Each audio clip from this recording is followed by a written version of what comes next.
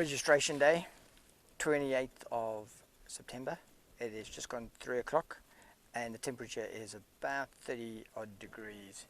All the riders have arrived and registration is done. Only one of the elite riders we are waiting for, a chap called Ollie. Pre-race day, just doing nutrition calculations. It's taken quite a while. Got loads of cans of Coke, fruit gels. I don't know how many M's power cookies I'm trying to work out if I bought enough, but it's too late now, right? And I've got some Pure Edge, even if it's in the old packaging, courtesy of Matt. So the first day will be 68 kilometers, followed by a 40 kilometer out and back. So from a support crew perspective, we are only heading out for one morning's drive and then setting up camp for the afternoon and the morning. Each stage is different length, so it's going to be different food requirements, and you never know what the terrain. So it's going to be a case of waiting for the briefing at the beginning of each stage and then seeing what happens, I think, and fine tuning. But I've got a rough overview sorted out, and we're just playing with camelback bladders and water bottles to see what I'm going to leave where. And I've also got a bandana that I've borrowed from next door to cover my head, so that's a good addition that we've scrounged, and someone's made laminated numbers of each stage and the distances and things, so we're going around scrounging things and getting ideas and just spying on what everyone else is doing, basically. So nothing like good preparation. But we've got 5 hours till dark, including the race briefing, so I'm sure we'll get it sorted. It'll all be good on the start line.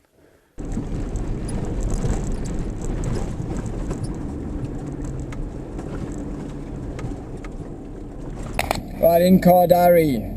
It has gone 7:30. We've been on the road for 2 hours after breaking camp for stage 1. The track has been pretty beaten up, actually. We averaged a good average speed the first section, which was around 28 kilometers an hour. After that, we've been averaging back down to 20 kilometers an hour. So there is a chance that the riders, having started a half an hour behind us, could potentially even look at catching us.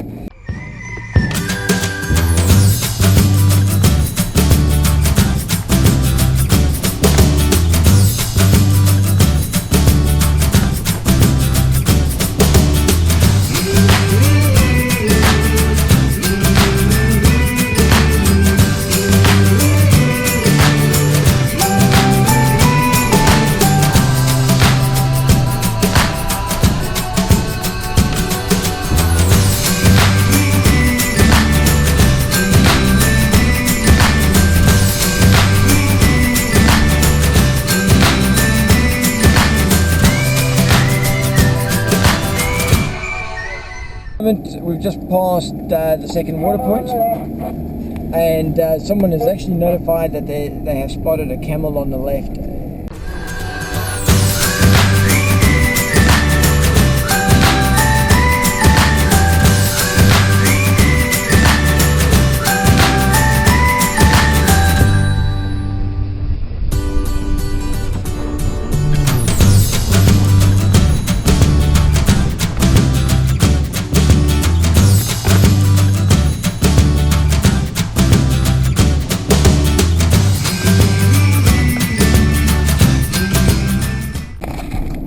Another quick support crew update. It's gone 11 minutes past 8 in the morning. We've been on the road for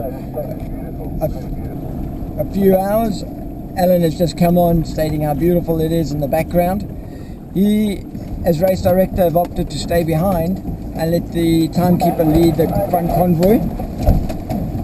We think that the riders might be able to catch us up on this track. So.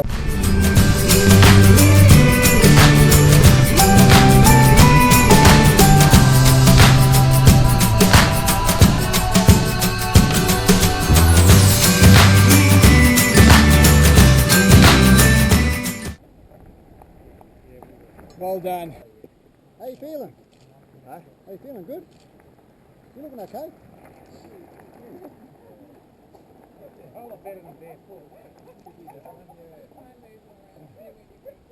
Say again, Trisha?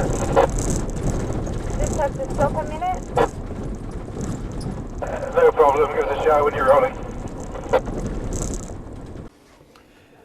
Good morning, race day 2. It is 6:40 in the morning. The riders still have 20 minutes because of the change start time mainly because the convoy is so slow. And yeah, there's about 10 vehicles in the convoy, and we're only averaging about 21 k's an hour, and the riders are almost doing 20 k's an hour. So we needed an extra hour start to get ahead of them. Race director car 12 passing the 15k mark. Thank you, Martin. Time check 20 to 8.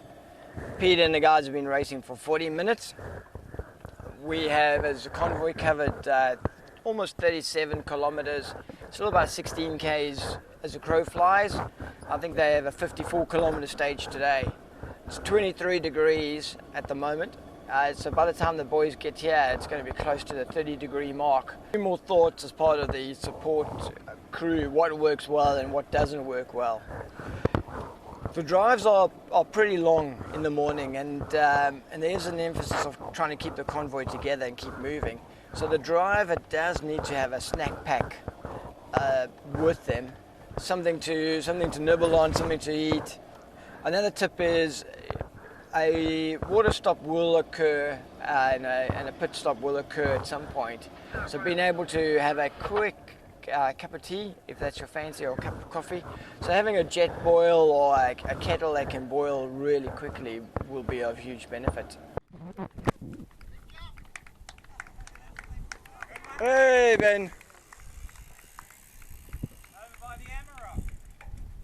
Lincoln! Well done. It's pretty much we're working together, and everyone waits for each other at water stops and top of dunes when someone has to walk, so it's pretty much working together so far. So we've done 3 stages out of 10. So the whole thing's just rolling dunes, so you go up and you can't drink, and you go down and it's pretty fast, but then in between there's a flat section where you lose that momentum from the descent, and then that's the eating and drinking spot, and there's various gaps between the dunes depending on how big the dunes are, so it's not too bad. Yeah, I found I was really dry in the night. I'd wake up with a really dry throat during the night, so I'll probably have to take my water to bed, I reckon. But during the race is fine. It's really hot in the afternoon, 2 o'clock start, but the mornings are sweet. The earlier start the better, but we were delayed this morning until 7 AM, but we're back in just after 9:30 anyway, so it's not too bad. It wasn't too bad. It was tough, but the heat more than anything started to come in the last hour, you know, so any little bit of shade that you could bludge when you went past it made a big difference, that's for sure. I'm down 500 grams on the scale, so I've been sort of nudging the soup a little bit, but yeah, just that heat. The dunes, I didn't walk too many of them. I've seen a lot of beelines going on, so. But then you get into the beelines and then there's a lot of prickles there. It's just gone 2 o'clock. It is start of stage 4. The temperature outside is still a balmy 38 degrees. We are coming up to the first water point, which is at 20 kilometers out of the 34 kilometer stage. A quick message to George. Well done, buddy, looking after your support driver and crewmate Steve, who's very crook at the moment. Tough call, but the right call to do. We look forward to seeing you back in 2016. The life of a crew member is actually, quite a bit of driving, quite a bit of hard work. And the good thing about it is that you do get to spend quite a bit of time traveling nice and slowly across the desert. A quick poll of the vehicles for the outside temperature. We are currently averaging 38 degrees is what we believe at 1:15 in the afternoon. Well done, Paul. Oh, Paul, well done. It's pretty warm this afternoon. With the tail breeze, while it pushed us along, it meant not much wind in the face, so there's a lot of sweating. And as I said also, when the sand heats up, it seems to get really sort of talc-like. It's just really soft. So stuff that this morning I thought I could ride easily. I looked at it today, I'll ride that, and then before you know it, you're sort of in trouble. So unpleasant to drink warm water, but also there wasn't a lot of time for me to be able to grab a bottle. Like either you're uphill or you're trying to go fast down a hill and not crash. So there's a few flats and you get a drink in there, but it's not pleasant trying to chug a heap of warm water. So Give it going. Good ride. Fantastic. Well done. Okay. Hi, I'm David. I'm actually Assistant Race Director for this 2015 Simpson Desert Bike Challenge. As far as support vehicles are concerned, capacity is pretty much a given. We've got to carry a lot of water, a lot of fuel, and of course a lot of food as well. Given Simpson Desert, high clearance, so you're talking immediately patrols, Land Cruisers, that sort of thing. As far as bits and pieces to take along, mate, it's pretty hard to go past the old jet boil. As innocuous as it sounds, getting a nice boiling amount of water to make a cup of tea or a cup of coffee is pretty good in this sort of situation. So the old jet boil gets my tick of approval for accessories to bring, let's say. And the worst one, crikey, I don't know whether there is a worse one, because you never really know. If you take it out, you're going to need it next time. So what more can I say? That's it. Hi, I'm supporting Rider 23, and this is the Nissan Patrol that goes over any dune, nice and smooth, not bouncing in my head or making stuff fly everywhere, and it is awesome. In low second or third, we just cruise on over the dunes, and it's all good fun riding down the other side. Okay, so my name's Grant. This is a Land Rover Discovery 3, 2007, MY8, all those technical details. It's a 2.7 litre turbo diesel, fantastic vehicle. Some of the kit I've got a rooftop tent, which is maybe a little bit superfluous. It's a lot of work to set up and take down of a night time. The box wing awning, fabulous, creates a huge amount of space. Waco fridge, fantastic. Shelving, a little two-man tent for the rider, and a stretcher. And the cool things that we do have is, well, two cool things we have is we've got a little evaporative cooler, so we can blow some cold air on him. That's really nice. And we've also got a little coffee espresso machine, which creates a gorgeous, gorgeous little coffee.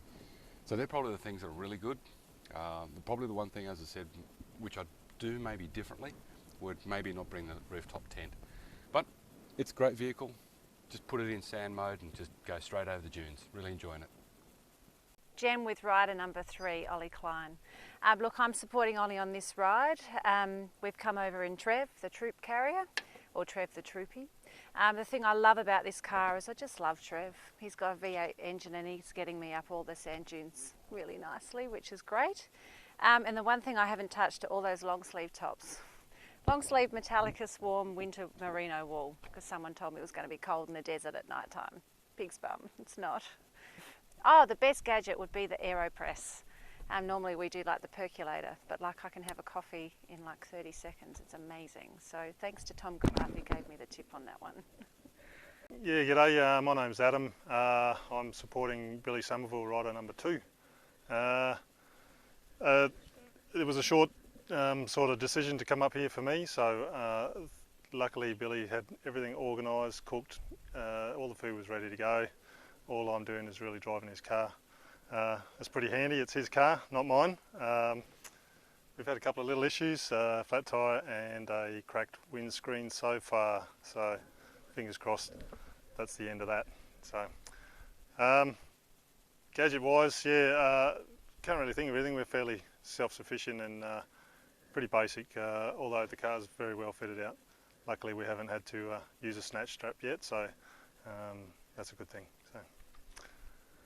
Hi, so I'm Vanessa and I'm supporting rider number 8, which is Mark.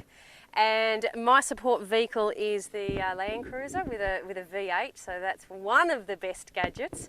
But probably the secret best gadget would be the fridge. So to keep the riders' water cool and any drinks that they need to keep cold. So that's probably the best thing. So this is my very high Hilux. I like it because I'm tall and it's also tall, so it's a good height for me. And my favourite gadget, sadly, is the kitchen because it's built into a toolbox, but as a female I really don't want to say that. So I'm going to go with the spare wheel. It's a great spare wheel.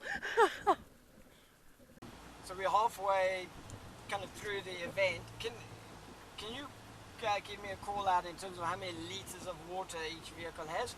I'm on vehicle 22 and we're on about 100 litres left as well. Yeah, car 19, 100 litres. Yeah, we're about 90 litres left and started on about 160, so that's car 3. So this is race, so we started 110, now we've got 80, but bear in mind we aren't feeding a rider. Car 15, we started off with about 180, we've got about 70 left. Gosh, what an afternoon we've had. We've been driving non-stop for 3 hours in an attempt to keep ahead of the bikes. I have covered 39.1. I can just see in the far distance the campsite.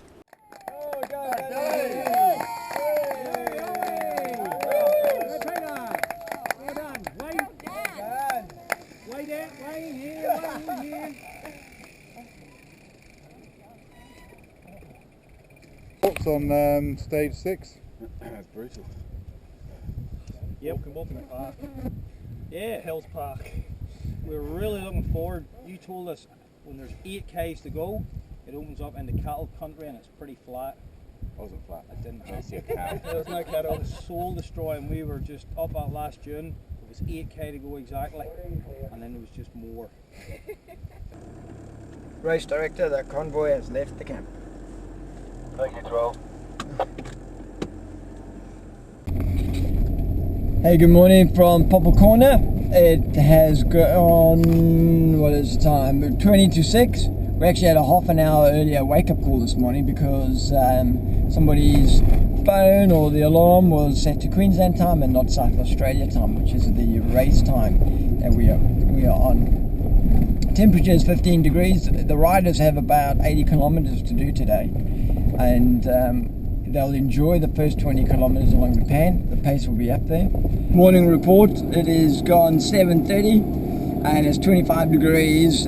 We've been in the convoy now for 2 hours. The bike riders already passed Waterstop Wine a few minutes ago, and that simply means that across the pan they must have been flying, if not tempo riding. We've done 43.5 kilometers, averaging 23 kilometers an hour, but our moving average the first hour was very good.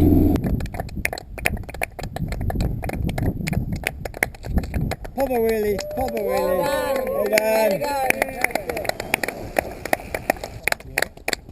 Welcome home. Woo-hoo! Well done, good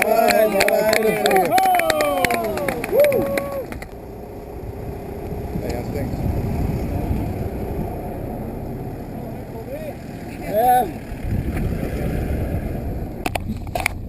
Right, it's gone 3:30 and it's Friday afternoon. Temperature's 37 degrees.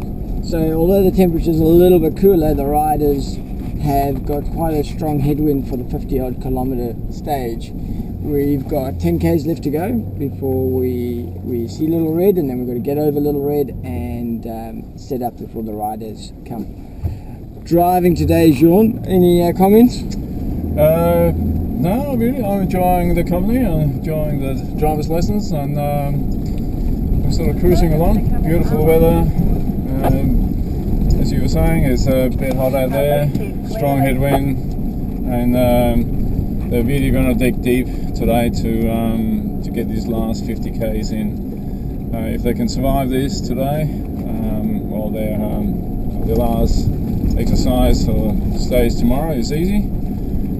It should be, and then we just have easy roll into Birdsville. So yeah, so far so good.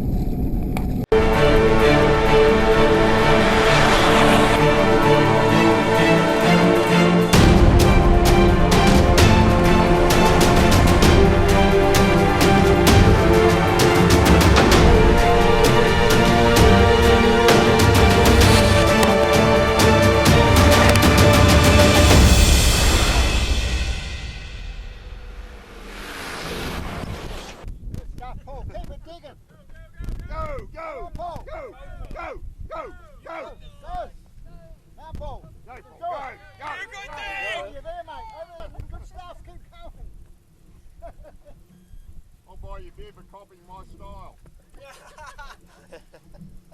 We need someone who can teach you to walk on hills. He's an expert. Yeah, I'm an expert at walking up hills, mate. Come on. Downhill now. Woo, Pete, well done, buddy. Well done.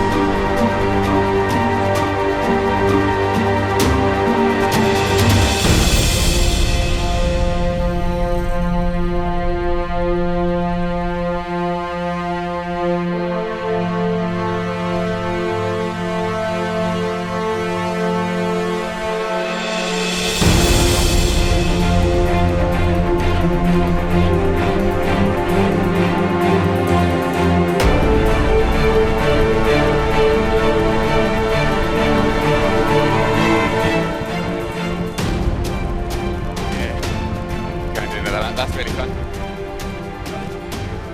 Had a ball, mate. Awesome. Great stuff. 5,